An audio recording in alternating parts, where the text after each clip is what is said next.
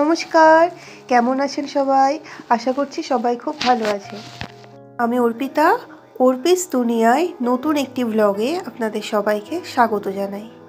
Video শুরু করার আগেই আপনাদেরকে বলে রাখি, প্লিজ আপনারা চ্যানেলটি সাবস্ক্রাইব করুন আর পাশে যে বেল আইকনটি আছে সেটি ক্লিক করে দিন, কারণ এই চ্যানেলে যেসব রান্নার রেসিপি আছে সেইগুলো আগে দেখতে হলে তো আপনার নিউজ ফিডে সবার প্রথমে আসবে।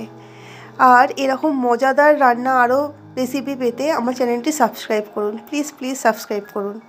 চলুন, আজকে আমি আপনাদের শেখাবো ডালের বড়া বা রস বড়া কীভাবে বানাতে হয়। প্রথমে আমি 300 গ্রাম বিউলির ডালকে ওভারনাইট ভিজিয়ে রেখেছিলাম। ভিজিয়ে রাখার পর সেটাকে ভালো করে মিক্সিতে পেস্ট করে নিয়েছি। এই পেস্ট করার পর আমি এখানে দুটো ইনগ্রিডিয়েন্টস দিয়েছিলাম, মৌরি আর পরিমাণ মতো নুন।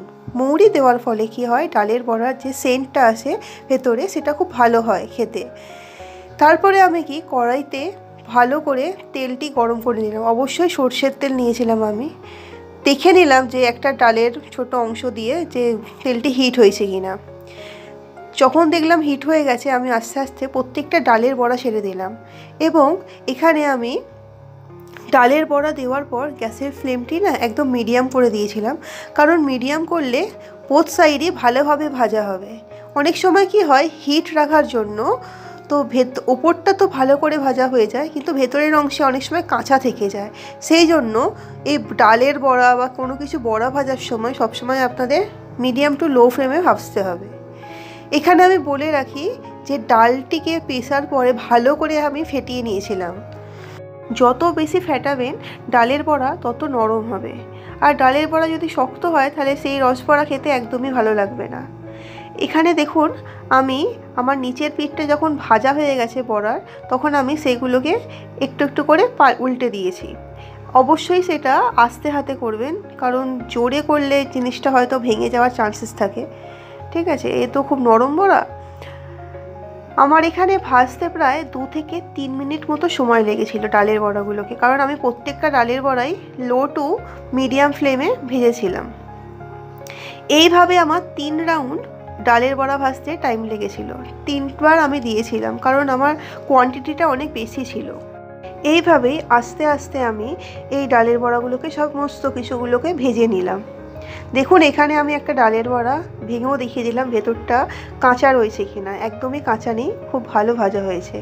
আর আমরা তো বাঙালি, তো ভাজতে ভাজতে যদি একটু না খাই তাহলে আর কি আর বলবো। আমি তো এরকম মাঝে মধ্যেই করি। চলুন, আমার বড়াগুলো সব ভাজা হয়ে গেছে। এবার যে মেন ইনগ্রিডিয়েন্টস রস বড়া, যে রস বানানোর পদ্ধতি, সেটা আমি দেখিয়ে দিই। এখানে আমি জলটা একটু বেশিই নিয়েছি, কারণ আমার বড়াগুলো অনেকটাই হয়েছে। আর জলের পরিমাণটা যদি বেশি না নিই, অনেক সময় কি হয়, রসে দেওয়ার ফলে সমস্ত রস শুষে নেয়, আর তো এগুলো তারপরে আর রস পাওয়া যায় না। সেই জন্য আজকে মা বললো একটু জলটা একটু বেশি দিবি।